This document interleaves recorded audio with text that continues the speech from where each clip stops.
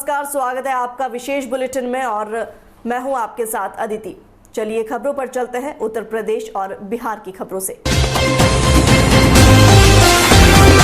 ताजनगरी आगरा में बीते दिनों ऑक्सीजन वितरण की कवरेज करने गए पत्रकारों के साथ अभद्र भाषा का प्रयोग किया गया, जिसके विरोध में अखिल भारत हिंदू महासभा के पदाधिकारियों ने संवेदनहीन अधिकारियों के खिलाफ कार्रवाई की मांग की है। पूरे देश में कोरोना ने कोहराम मचा रखा है। देश में लाखों की संख्या में कोरोना संक्रमित मिल रहे हैं, साथ ही संक्रमितों की जान जा रही है। लगातार बढ़ते कोरोना के आंकड़ों ने ऑक्सीजन, बेड और दवाओं का समीकरण बिगाड़ दिया है, तो वहीं प्रशासनिक अधिकारियों का रवैया भी लापरवाह और संवेदनहीन हो गया है।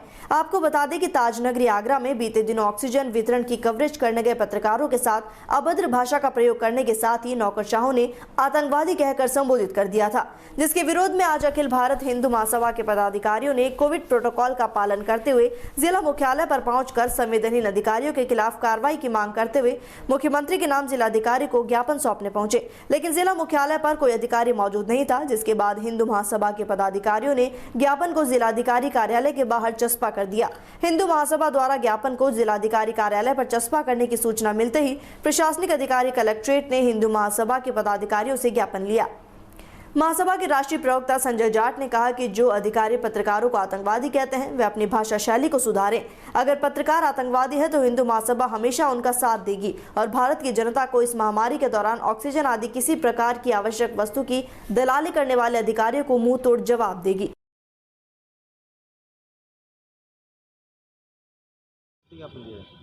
देखिए, हिंदू महासभा के द्वारा ऐसे अधिकारियों के खिलाफ मोर्चा हम लोगों ने खोल दिया है जो हमारे पत्रकार बंधुओं आतंकवादी कह रहे हैं, साले का प्रयोग कर रहे हैं, गाली गलौज कर रहे हैं, अपने चहेतों को ऑक्सीजन दे रहे हैं, अंदर ही अंदर ऑक्सीजन बाहर तक दे रहे हैं। जब इस बात का विरोध पत्रकार बंधु कर रहे हैं तो उनको आतंकवादी कहा जा रहा है। कहे तुम आतंकवादी हो क्या? यहाँ पर जितने पत्रकार हैं तो हम आतंकवादी को बयान दे रहे हैं इन प्रशासन के अधिकारियों के द्वारा। मैं ऐसे अधिकारियों को कहना चाहता हूँ, अभी भी आपने रवैया देखा, ना कि यहाँ पर जिलाधिकारी मौजूद हैं, ना कोई प्रशासन का अधिकारी मौजूद है। हम लोगों ने चस्पा किया हिंदू महासभा ने, क्योंकि हिंदू महासभा जो कहता है वो करता है। जब चस्पा कर दिया उसके बाद अधिकारी होश में आए और हमारा ज्ञापन अधिकारियों ने लिया। अगर पत्रकार बंधु आतंकवादी हैं तो हिंदू महासभा आतंकवादियों के साथ है, हमेशा साथ रहेगी। बहस किसी भी पल में हो, हम लोग हमेशा संग रहेंगे। लेकिन ऐसे भ्रष्ट अधिकारी जो आतंकवादी कह रहे हैं अपनी भाषा को संभाल लो, ये ब्रज की नगरी है, हमको तो आगरा के अंदर ही रहना है। तुम्हारा बोली बिस्तर हिंदू महासभा कार्यकर्ता ब्रज का वासी, यहाँ से बिल्कुल जहाँ से तुम आए हो वहीं भेज दिया यार। अपनी भाषा का समिति भाषा में बात करें। आप लोग अधिकारी हैं और गैस ऑक्सीजन कालाबाजारी की उसको रोकथाम करें, क्योंकि आप परेशान हो, जनता भी परेशान है। जनता किसके पास जाएगी? जनता आप लोगों के पास जाएगी। जब आप अगर उनसे बदतमीजी करोगे, पत्रकारों से बदतमीजी करोगे, समाज के एक जो शुभचिंतक है उनसे बदतमीजी करो, कैसे काम चलेगा? तो आज हम लोगों ने ज्ञापन दिया, ज्ञापन के माध्यम से मांग करिए हिंदू महासभा अगर ऐसे अधिकारियों को अगर वो नहीं आता उनको सबक सिखाने का काम भी हिंदू महासभा करेगी। और उत्तर प्रदेश के जनपद से है, जहां कोरोना वैश्विक महामारी की दूसरी लहर ने ऐसा कहर बरपाया है कि रोजाना लोग मौत के गाल में समाते जा रहे हैं। सरकारी सिस्टम अपनी बदहाली पर आंसू रो रहा है, तो वहीं गंगा बैराज घाट पर रोजाना लाशों के राख से अब गंगा अटने लगी है और प्रदूषित होती जा रही है। देखिए बिजनौर से हमारी खास रिपोर्ट। ये है बिजनौर का गंगा बैराज का शमशान घाट, जहां पर कोरोना महामारी की दूसरी लहर ने ऐसा कहर बरसाया कि रोजाना 10 से 15 लाशों की चिता जलने के लिए आ रही है। गंगा घाट की रखवाली कर रहे राम सिंह ने अपनी उम्र में कभी इतनी लाशों का अंबार नहीं देखा जितना वे अपनी आंखों के सामने रोज देख रहे हैं। कैमरे में कैद हुई तस्वीरों में गंगा घाट पर 7 लाशें एक साथ लाइन से जल रही हैं। हालात बद से बदतर हो चले हैं। मरीजों को ऑक्सीजन और दवा वक्त पर न मिलने की वजह से अब मरीज रोज दम तोड़ रहे हैं।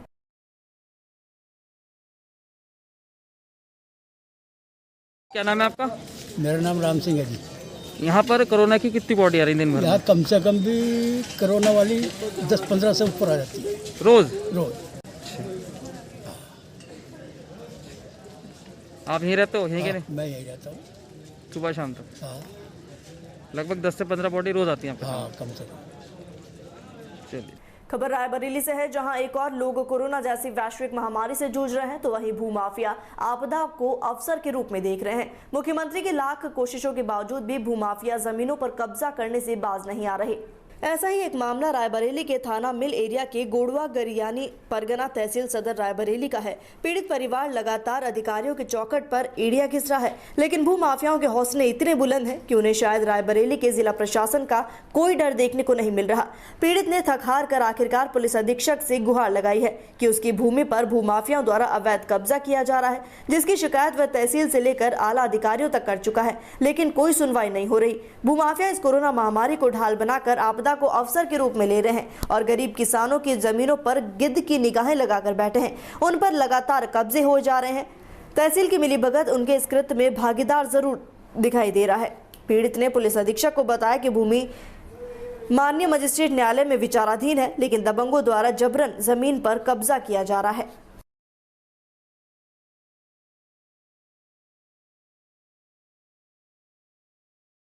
नाम है सर। कहाँ से आए भैया? उधरपुर गोड़वा गदियाना। क्या है पूरा मामला? मामला सर ये है कि हमारी ज़मीन का मुकदमा चल रहा है 61/1 और 61/2 का। ये लोग ज़बरदस्ती 58 नंबर बताकर 61 पर कब्जा किया जा रहा है, जो 4-5 लोगों को बुलाकर धमकी देते हैं मारने की, ज़बरदस्ती कब्जा कर लेंगे, तुम लोग कुछ नहीं कर पाओगे सर। इसीलिए आए हैं हम, हमारी सुनवाई नहीं होती है, पुलिस प्रशासन को भी बुलवाते हैं। थाने गए, थाने में प्रार्थना पत्र दिया? सर अभी नहीं दिए, जा रहे हैं, एप्लीकेशन लिखे हैं। हम कहें कि आपसी समझौता हो जाए ज़्यादा ठीक है। तो कौन लोग हैं ये जो आपकी ज़मीन पर कब्जा जबरन कर रहे हैं? भगवती प्रसाद भारती के लड़के हैं और वो उनके साथ में कुछ लोग रहते हैं। राजू है और सोनू है, जो गांव के ही रहने वाले हैं। ये लोग आज कहाँ पे आए हैं आप? आज एसपी कार्यालय आए हैं सर। क्या हुआ, क्या आश्वासन दिया गया? सर तो मिले नहीं, इस समय कोरोना की वजह से साहब है नहीं, इसीलिए मुलाकात नहीं हो पा रही है। तो अभी अब कहाँ जाएंगे? अब जाएंगे सर मिल एरिया, वहाँ से बुलावा आया था जाने के अगर आगे कार्रवाई नहीं होती तो क्या करेंगे? सर देखेंगे क्या होता है, अधिकारी ऊपर तक सोच लगाएंगे सर। दादा कहाँ नाम है? तेज बहादुर नाम। कहाँ से आए दादा? उधरपुर। क्या है पूरा मामला दादा? जमीन का लफड़ा चल रहा है। क्या है कि जमीन कहाँ है, जमीन कैसे, क्या किस चल पा चल रहा है? जमीन है, हाँ। सब मुकदमा चल रहा है। 7 साल बीत रहा है। पेट किया विपक्षी लोग जबरदस्ती। कौन है विपक्षी? क्या कितनी जमीन है, क्या है पूरा मामला? भगवती के लड़का है, भगवती के नाम से मुकदमा पड़ा है जी। और राम कुमार। ये लोग जबरदस्ती गंजे बोला कि वहाँ पे जैसे ही चलवाते हैं। कितनी जमीन है? 1.5 बीघे है जमीन। अच्छा। 58 बता के 61 पर कब्जा किया जा रहा है। इस मामले की प्रार्थना पत्र कहीं पे दिया, एप्लीकेशन वगैरह? अभी तक नहीं दिया, कोर्ट में चल रहा। आज कहाँ पे आए हैं? एसपी कार्यालय। क्या हुआ, मुलाकात हुई? मुलाकात नहीं। खबर बिहार के बेगूसराय से, जहां अपराधियों का आतंक जिले में लगातार जारी है। धार्मिक स्थल भी अपराधियों की पहुंच से दूर नहीं है। लूटपाट के दौरान शनिवार को सुबह ही अपराधियों ने एक 40 वर्षीय युवक की गोली मारकर हत्या कर दी। घटना के बाद आसपास के क्षेत्रों में सनसनी फैल गई।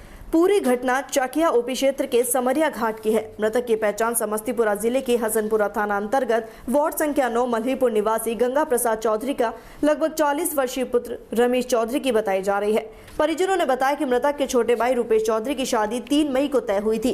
तैयारियों को लेकर रिजर्व गाड़ी से घर के सभी लोग हसनपुर से समरिया घाट आए थे। इस दौरान अपराधियों ने लूटपाट की घटना को अंजाम दिया। चेन छीनने लगे। जब पीड़ित ने घटना का विरोध किया तो बदमाशों ने गोली मारकर हत्या कर दी। घटना की सूचना मिलते ही संबंधित थाने की पुलिस घटनास्थल पहुंचकर लाश को अपने कब्जे में ली। पोस्टमार्टम के लिए सदर अस्पताल बेगूसराय भेजी और आगे की जांच में जुटी। खबर बिहार के बेगूसराय से है, जहां सरकार द्वारा जारी नई गाइडलाइन के मद्देनजर अब नाइट कर्फ्यू की पालना के लिए खुद एसडीएम ने अपनी कमर कस ली है। वे खुद मार्केट का मुआयना करने पहुंचे। लापरवाह दुकानदारों को खदेड़ खदेड़ कर एसडीएम ने पिटाई कर दी। बताते चले कि शुक्रवार को नई गाइडलाइन का दूसरा दिन था। सदर एसडीएम दलबल के साथ दुकानदारों के बीच पहुंचे और जो दुकानदार कोरोना प्रोटोकॉल की अवहेलना करते नजर आए, उन दुकानदारों को सबक सिखाने के लिए दौड़ा दौड़ा कर पीटा गया। यह अभियान शहर के ट्रैफिक चौक, कचहरी रोड, कालिस्तान, बिशनपुर और मेन रोड में चलाया गया। इस दौरान सदर एसडीएम संजीव चौधरी ने बताया कि कोरोना महामारी को लेकर सरकार द्वारा जारी नई गाइडलाइन की पालना करवाने को लेकर लोगों को जागरूक किया गया, लेकिन कुछ दुकानदार जो लापरवाह होकर अपने जीवन को जोखिम में डालते दिखे, उन्हें चेतावनी दी गई। उन्होंने कहा कि पालन नहीं करने वाले लोगों के खिलाफ कानूनन कार्रवाई की जाएगी। खबर बिजनौर से है, जहां त्रिस्तरीय पंचायत चुनाव मतगणना को लेकर एसपी ने कड़े निर्देश दिए हैं। यहां कोरोना कर्फ्यू गाइडलाइंस का उल्लंघन करने वालों पर मुकदमा दर्ज किया गया। आपको बता दें कि जनपद बिजनौर में त्रिस्तरीय पंचायत चुनाव 2 मई को सकुशल संपन्न कराए जाने को लेकर पुलिस ने तैयारी पूरी कर ली है। एसपी डॉक्टर धर्मवीर सिंह ने बताया कि त्रिस्तरीय पंचायत चुनाव मतगणना को लेकर सुरक्षा व्यवस्था के पुख्ता इंतजाम है और चुनाव कोरोना कर्फ्यू में होने की वजह से कोरोना कर्फ्यू गाइडलाइंस का एजेंटों और प्रत्याशी को कड़ाई से पालन करने को कहा गया। तो वहीं उल्लंघन करने वालों पर मुकदमा दर्ज होगा और 1000 रुपए का जुर्माना भरना पड़ेगा। मानक के अनुसार ही लोग मतगणना केंद्र पर पहुंचे और कोरोना नाइट कर्फ्यू की कड़ाई से पालना करें।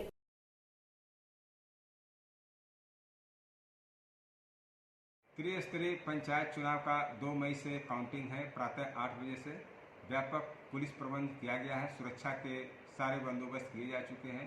चूँकि यह मतगणना कोविड-19 कोरोना कर्फ्यू के दौरान हो रहा है, मतगणना स्थल पर अंदर सिर्फ प्रत्याशी जाएगा या तो एजेंट जाएगा। 2 में से एक ही रहेगा, दोनों नहीं रहेंगे।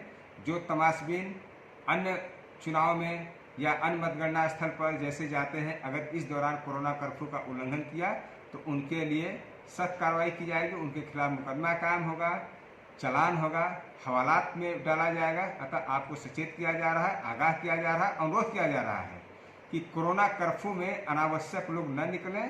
सिर्फ जो अनुमन्य है मानक के अनुसार वही लोग मतगणना स्थल तक जाएं, वरना उनके खिलाफ सख्त से सख्त कार्रवाई की जाएगी। और फिलहाल इस बुलेटिन में इतना ही। देश और दुनिया की खबरों के लिए बने रहिए डीबीके न्यूज के साथ। नमस्कार।